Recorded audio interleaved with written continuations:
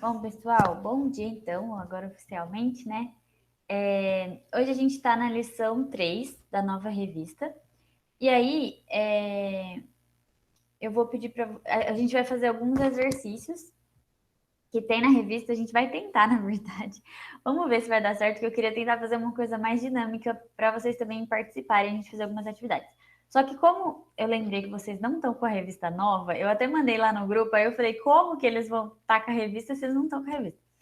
Porque chegaram as revistas novas, mas a gente ainda não entregou para vocês, né? Então, não tem como vocês Mas eu, abrirem. eu acho que eu falei que tava na igreja e que qualquer coisa era só falar comigo, hein? Quem não Ah, pegou, você falou? Ah, então tá. Então alguém pegou ou não? Eu não pegou. acho que ninguém pegou ainda, né? Quer dizer, não que Tá, eu saiba, né? Pode ter pegado sem meu conhecimento. tá. Bom, a gente vai tentar, vamos ver se vai dar certo. Mas é uma lição bem gostosa, assim, eu acho que é bem prática. E o texto está baseado lá em. A nossa lição de hoje, né? O texto base dela está lá em Ezequiel 34. Então, se vocês já quiserem abrir o texto, é Ezequiel 34.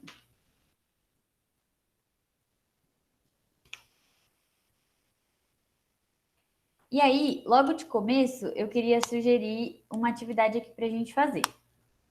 Vocês vão ver que esse texto de Ezequiel 34, dos versículos 1 até o 6, ele fala muito dos pastores de Israel.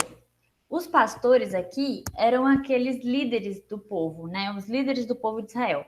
Então, os reis e aqueles que eram chamados para liderar o povo. Só que qual que é o problema desses líderes? Eles eram pastores imperfeitos. Eles eram pastores que não pastoreavam direito. Então, Deus aqui, ele dá uma bronca, né, nesses pastores que não estavam pastoreando o povo de acordo com aquilo que Deus ensinava, né, que eram maus pastores, que eram pastores ruins. E aí eu queria sugerir que a gente fizesse uma atividade assim. Esse texto dos versículos 1 ao 6, ele vai falar um pouquinho o que esses pastores não faziam, ou o que eles faziam de errado, o que eles faziam de errado, ou o que eles deixavam de fazer, e por conta disso, as consequências que as ovelhas sofriam. Então, se a gente olhar o texto, ler o texto mais minuciosamente, a gente vai conseguir achar algumas dessas características. Então, eu queria dar um tempinho para vocês fazerem isso. Então, vocês fazerem essas anotações aí num caderninho, alguma coisa assim. E depois a gente voltar e comentar o que vocês perceberam, tá? Então, eu vou colocar aqui no chat o que é a proposta da atividade para ficar mais claro. E aí, eu vou dar um tempinho para a gente fazer, todo mundo, tá bom? Pode ser?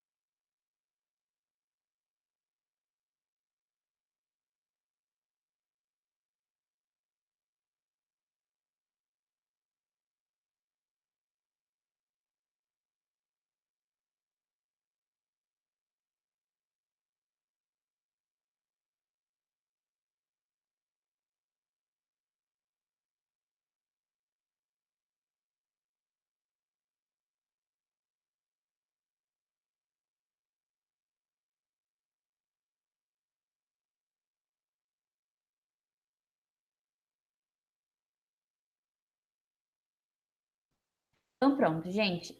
É o seguinte: vocês vão ler o texto, ler Ezequiel 34, dos versículos 1 a 6, e aí vocês podem montar um quadrinho ou colocar um do lado do outro, do jeito que for melhor. Vocês vão listar o que esses pastores faziam e qual era a consequência disso para as ovelhas, tá bom? Talvez não esteja tão claro, tão explícito no texto, mas você pode anotar aquilo que você perceber. Ah, eu percebi isso aqui, fazia isso e talvez a consequência pudesse ser essa. Você vai anotar, tá bom?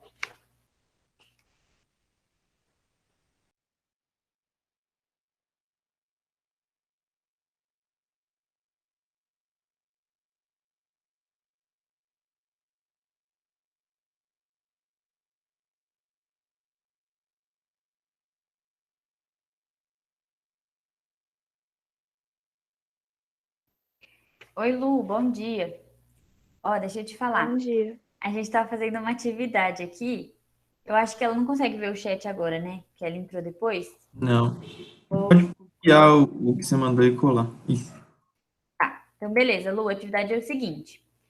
A gente tem que ler Ezequiel 34, dos versículos 1 a 6, e anotar o que, que os pastores faziam de ruim e qual era a consequência disso para as ovelhas. Então, tô dando um tempinho para vocês poderem anotar.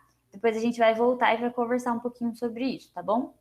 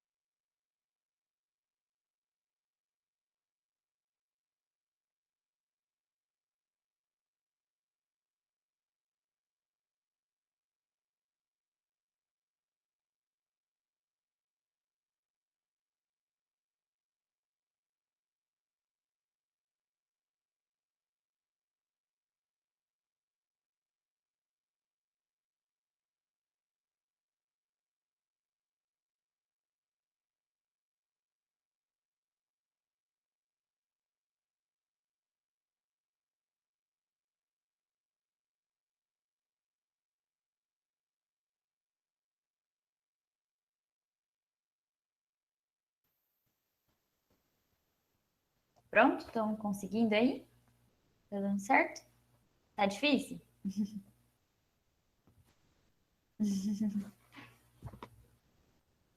Tá bom.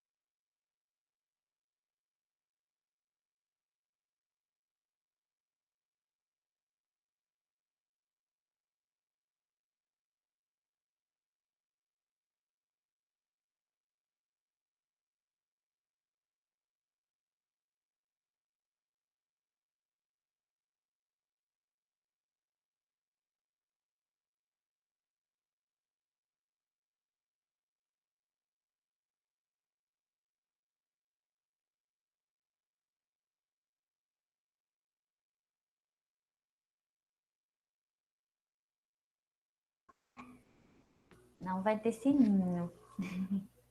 Eu vou pedir para quem estiver terminando, vai dando ok aqui, mandando ok no chat pra gente saber, tipo. Eu espero que vocês estejam fazendo, gente.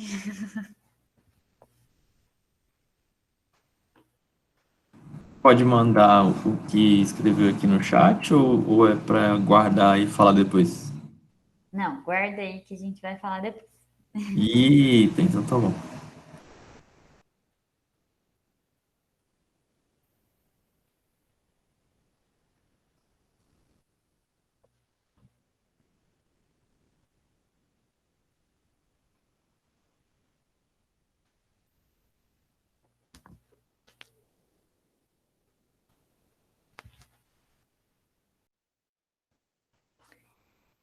Beleza.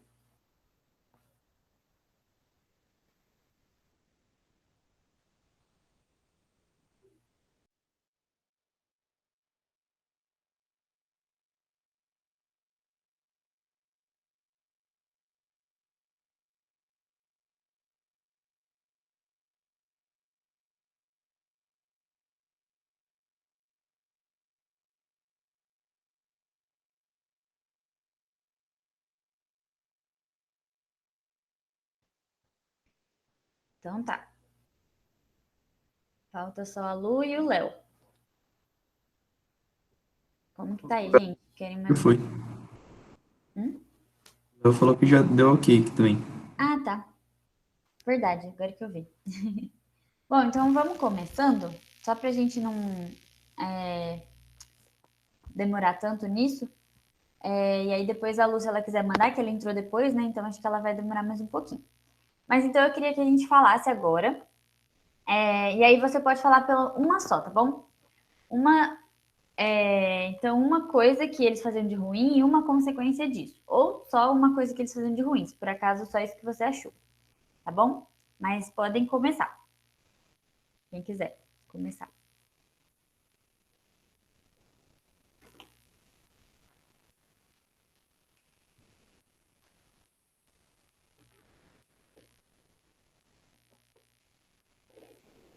Nomear, Carol.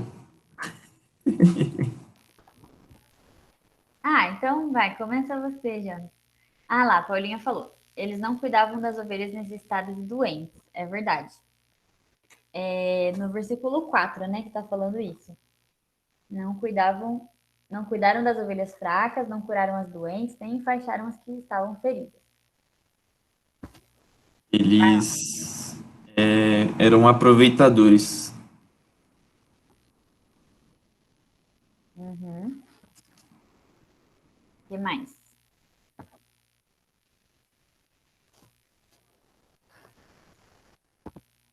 Não procuraram as perdidas,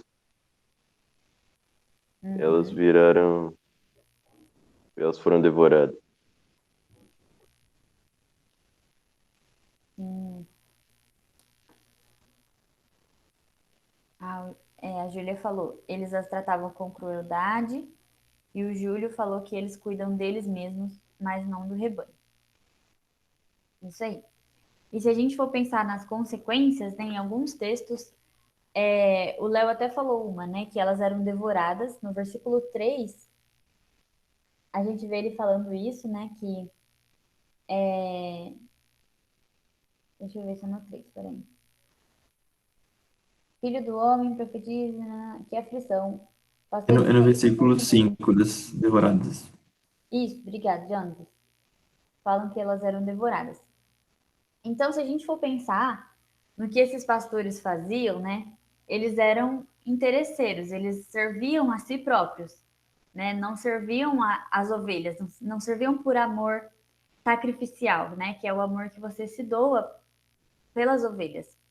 Mas eles eram egoístas, né? Então eles faziam as coisas pensando em si próprios e deixavam as ovelhas. Então muitas vezes os reis de Israel foram reis que não temiam ao Senhor, que não obedeciam a palavra do Senhor, e por conta disso o povo se desviava, por conta de uma liderança ruim, por conta de reis que, que não amavam o Senhor, que não se dobravam à vontade do Senhor, esse povo se desviava cada vez mais. E aí que entra o exílio, né? Que a gente já falou bastante sobre ele, que é a consequência que o povo acaba sofrendo por conta de se desviar do Senhor, de se desviar dos caminhos de Deus.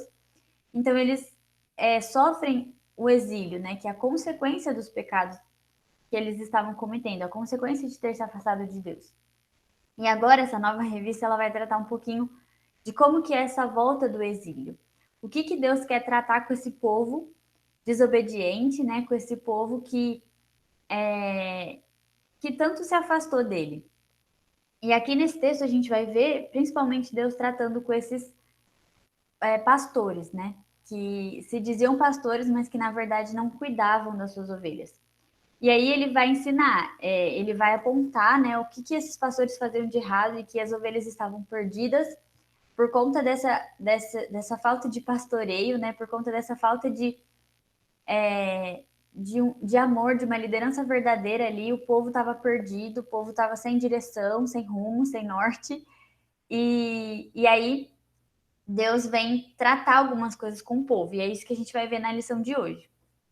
Então, agora, em contrapartida a isso que a gente leu aqui, a esses maus pastores, esses pastores ruins, Deus vai ensinar um pouquinho sobre o verdadeiro pastor. o que o verdadeiro pastor faz, quem ele é, o que ele come, tá brincando? O que ele faz, quem ele é, por que ele veio. Ele vai tratar um pouquinho disso. E aí, mais uma vez, eu queria fazer uma atividade aqui. E aí eu vou pedir para vocês, vou pedir para 5 pessoas diferentes, vou dar um texto bíblico e um tema. E aí você vai fazer um breve resuminho do que esses versículos que você leu falam a respeito desse tema. Pode ser? Vou colocar no chat então, e aí vocês vão me dando ok se pode ser, tá?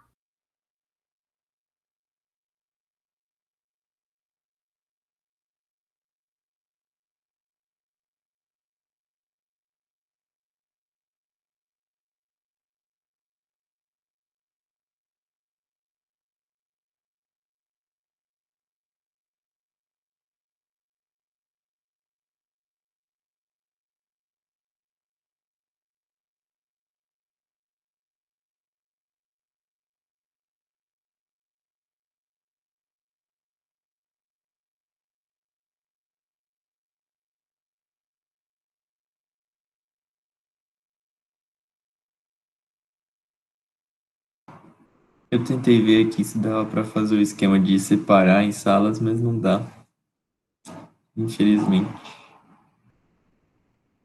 Que dava para dividir em grupos e ir conversando.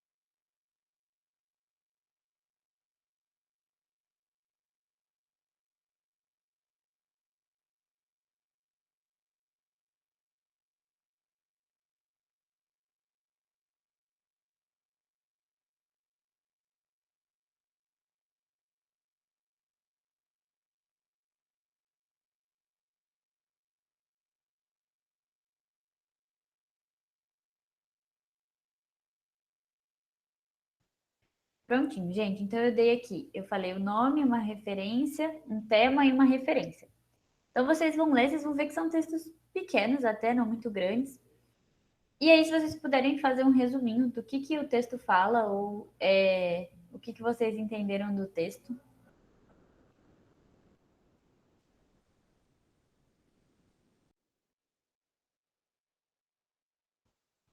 E o restante do pessoal, que não ficou, né, responsável por um texto específico, pode ir lendo o capítulo 34 todo, tá bom?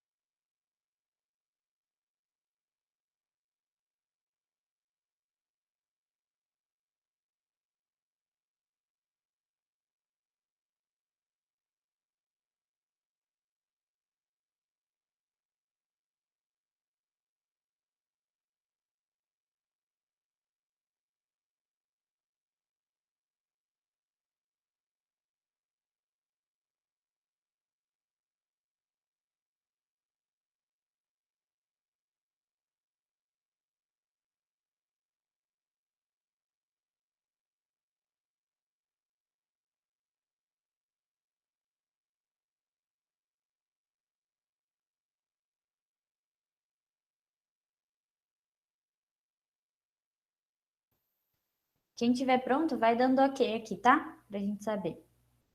Por favor.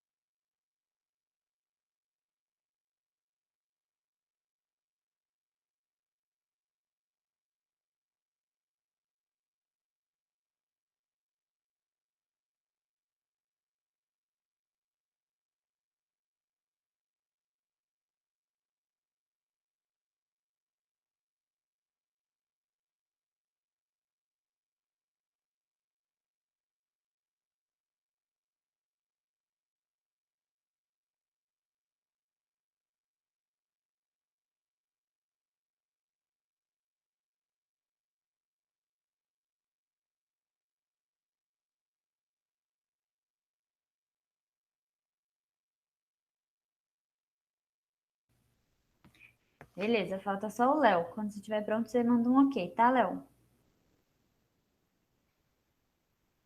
Então, vamos lá. Júlia, você pode começar? Não, pera, Júlia não, Paulinha.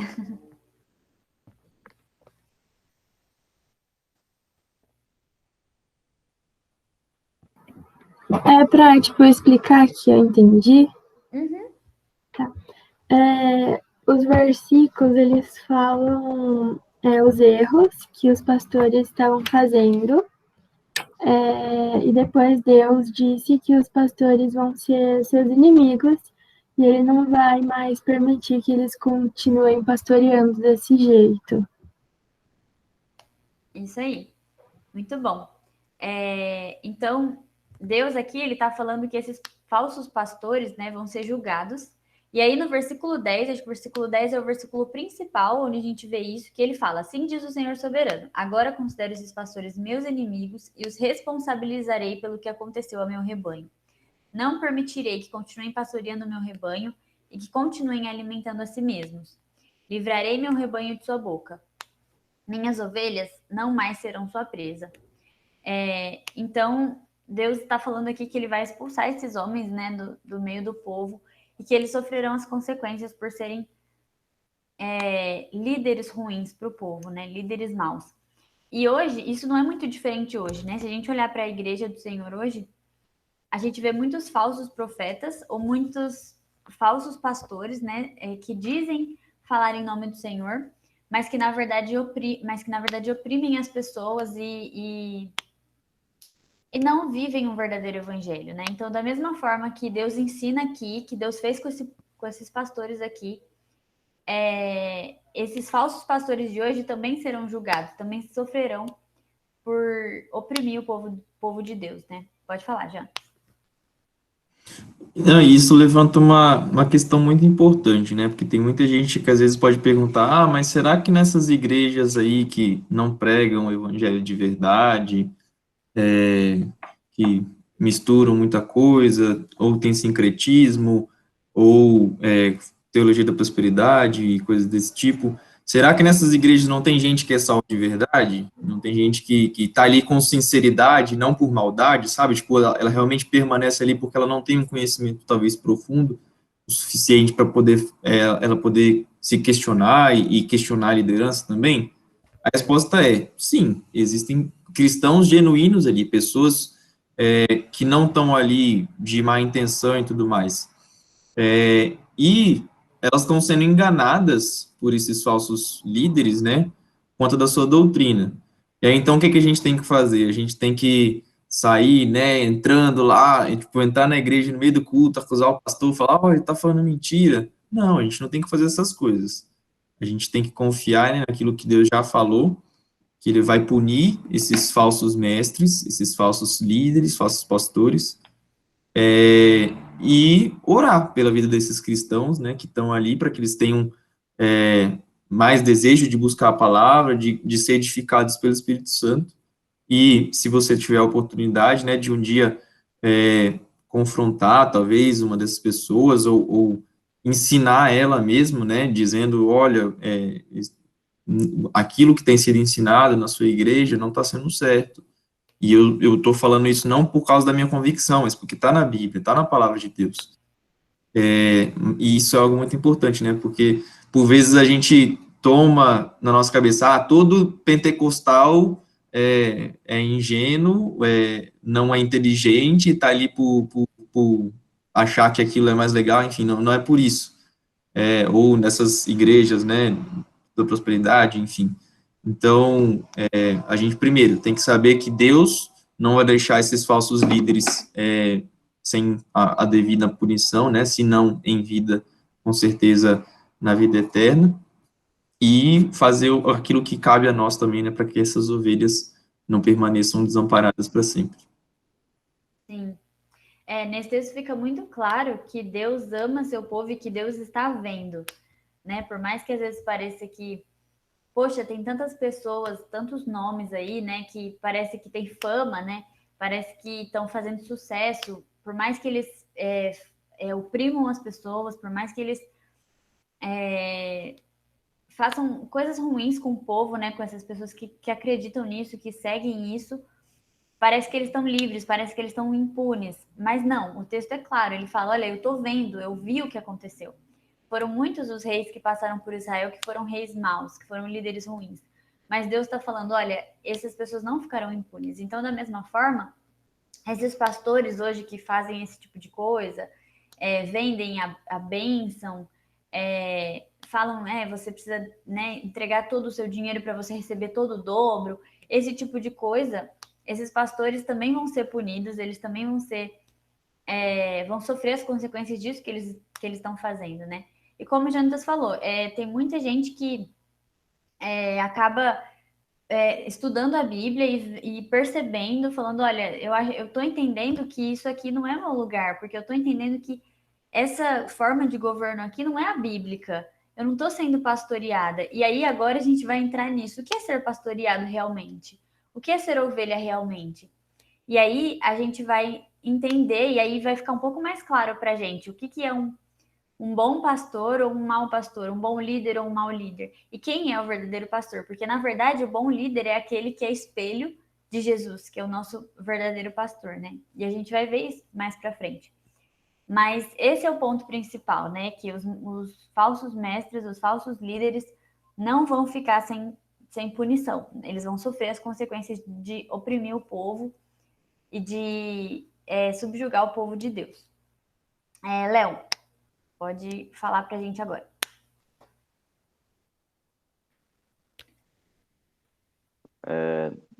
Deus disse que ele mesmo ia atrás das ovelhas para trazer elas para casa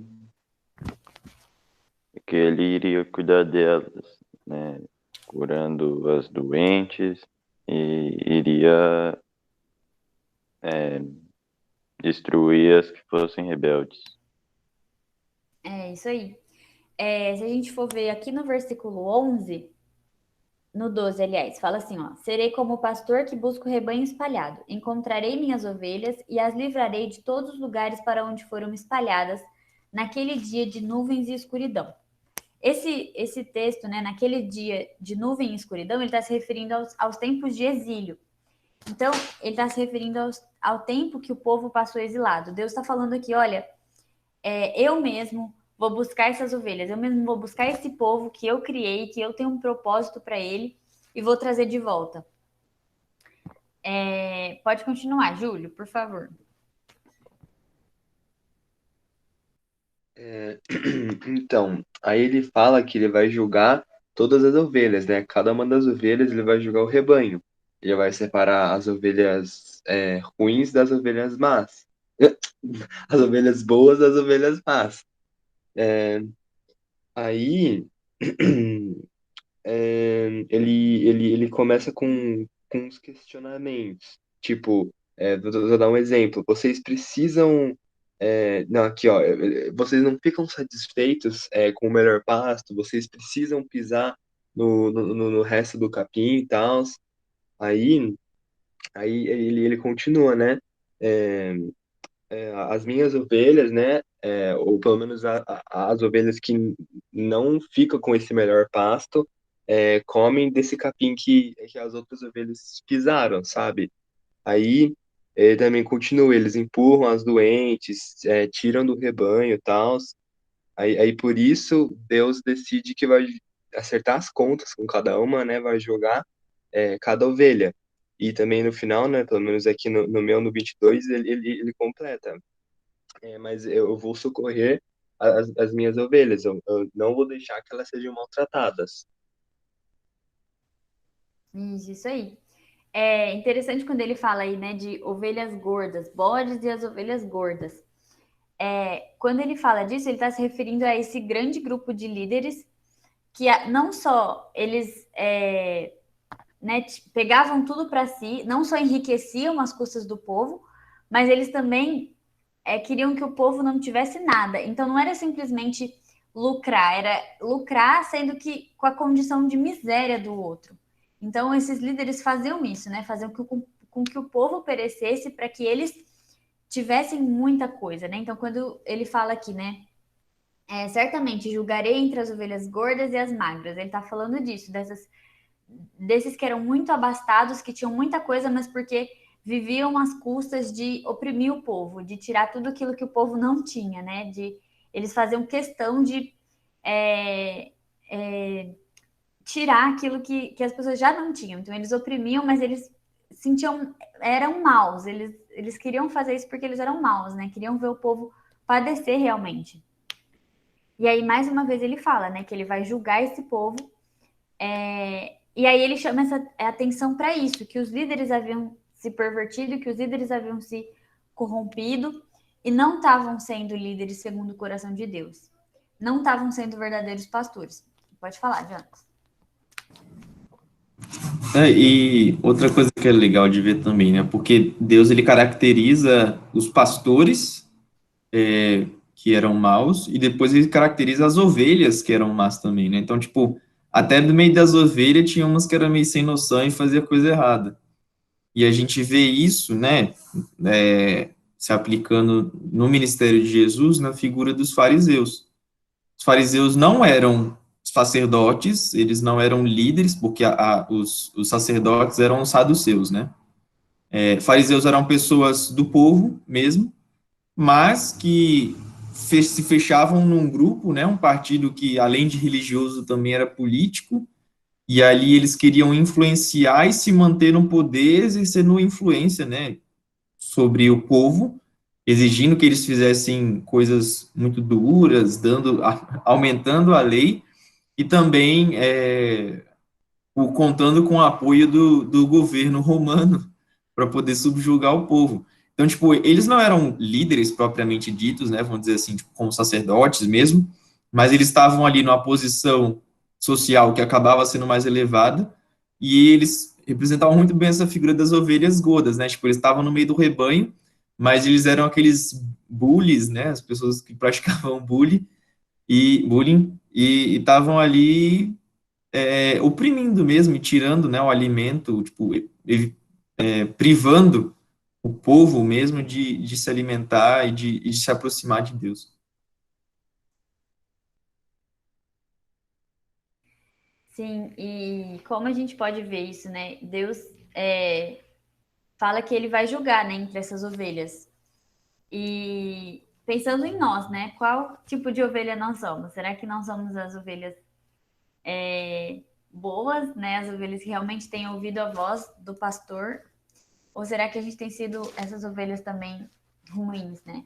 Então, mesmo no meio da igreja hoje, tem joio e trigo, né? Como a gente vê. Então, nem todos são convertidos verdadeiramente, nem todos vivem verdadeiramente o evangelho. Então, Deus deixa claro que ele sabe todas as coisas e ele conhece todas as coisas. Ele conhece todos os corações.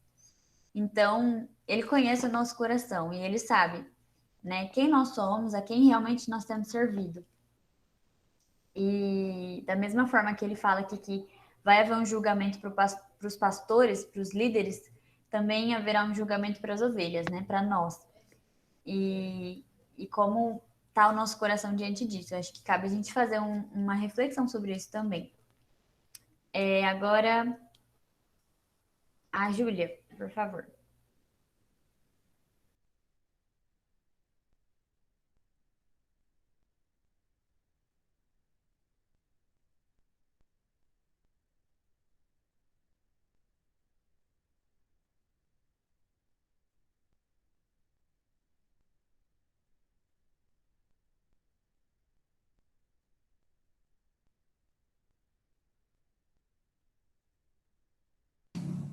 Ela mandou aí no chat.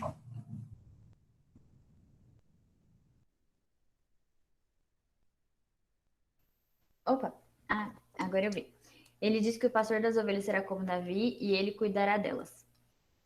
Legal, obrigado, Ju. Então, é muito interessante quando ele fala sobre Davi, porque Davi, lembram, no Antigo Testamento, Davi tinha sido um líder que foi chamado segundo o coração de Deus. E ele pecou muito, ele errou muito, mas ele foi um líder segundo o coração de Deus. E quando Deus fala isso, né, que ele vai colocar alguém como seu servo Davi, ele faz o povo hebreu lembrar disso, né, de quem Davi foi, um rei segundo o coração de Deus. Mas aqui ele está apontando para o Messias que viria. Então, aqui ele está apontando para Jesus, né? Que seria o Cordeiro Perfeito, o Messias que aquele povo estava esperando. Então ele fala, olha, vocês acharam que Davi foi um rei bom? Se vocês acharam, né, que Davi foi um rei segundo o coração de Deus, foi um rei que reinou com justiça e retidão, ainda virá o Messias, o próprio Deus, né? Então ele alerta para essa promessa e para que o povo tivesse uma esperança, né, de que tudo isso se cumpriria em Jesus. E é isso que o povo esperava, né? Que naquela época o que dava esperança para o povo era isso. Eles estavam voltando do exílio, eles tinham já sofrido as consequências do pecado e Deus está voltando e falando, olha, eu vou tratar esse povo e vou tratar de uma forma perfeita, não só as coisas aqui desse tempo, mas por meio de Jesus Cristo, tudo isso vai ser consumado, o meu relacionamento com esse povo vai ser reestabelecido de uma vez por todas, né? Não mais vão ser necessários sacrifícios de animais, nem nada disso, porque Jesus, sendo o sacrifício perfeito, sendo o próprio Deus encarnado, ele paga o preço do nosso pecado. Então aqui, quando Jesus fala de Davi, ele está se remetendo a esse personagem, né, do Antigo Testamento, que foi rei em Israel, que foi um rei segundo o coração de Deus, mas apontando para Jesus, que seria o Cordeiro Perfeito. Tá bom? Então agora o último tópico. Vini. Nesse trecho, Deus promete uma aliança com o povo, trazendo bênçãos, como colheitas férteis e segurança, e também protegendo de perigos, como animais e nações inimigas, e libertando os escravizados. Beleza. Nesse texto da Nova Aliança, agora eu queria que a gente tá terminando já. Abrisse lá em Efésios, capítulo 2, aí a gente vai ler do 13 ao 17.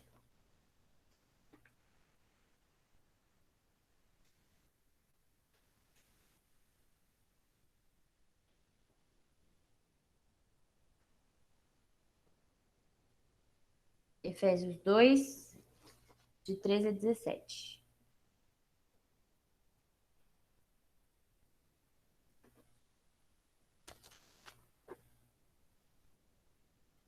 Se alguém puder ler, por favor.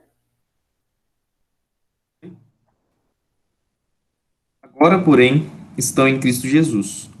Antigamente estavam distantes de Deus, mas agora foram trazidos para perto dele por meio do sangue de Cristo. Porque Cristo é a nossa paz. Ele uniu judeus e gentios em um só povo, ao derrubar o muro de inimizade que nos separava. Ele acabou com o sistema da lei, com seus mandamentos e ordenanças, promovendo a paz ao criar para si, desses dois grupos, uma nova humanidade. Assim, ele os reconciliou com Deus em um só corpo, por meio de sua morte na cruz, eliminando a inimizade que havia entre eles. Ele trouxe essas boas novas de paz, tanto a vocês que estavam distantes dele, como aos que estavam perto. Muito bem, eu gosto muito desse texto, é um texto muito bonito.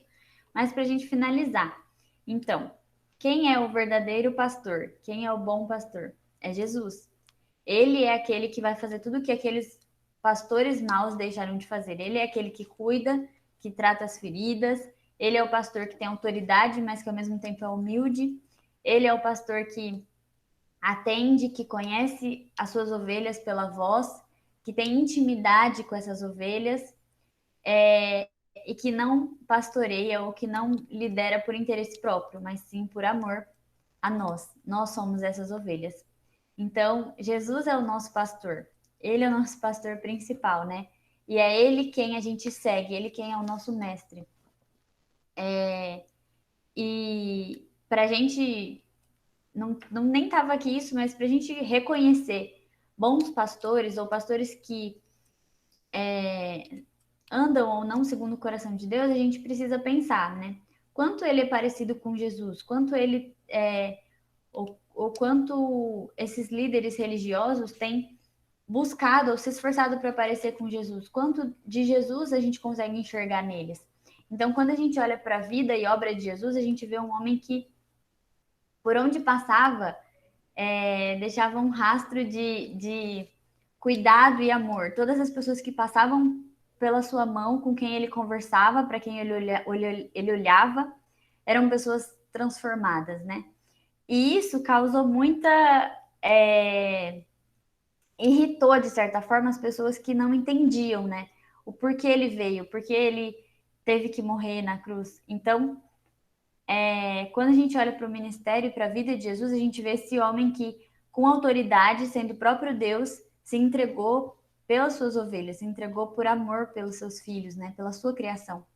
Então, eu acho que o sacrifício aqui é a palavra principal, né? Se a gente se diz seguidores desse mestre, a gente tem que estar disposto a viver esse amor sacrificial também pelas outras pessoas. Ser parecido com o nosso mestre é não buscar os nossos interesses próprios. Não que eles não sejam importantes, né? Não que a gente viveu uma vida, né, planejar não seja importante, mas o mais importante é entender que a gente foi criado com um propósito. Nosso propósito e objetivo final é agradar o Senhor, é viver para louvar o Senhor.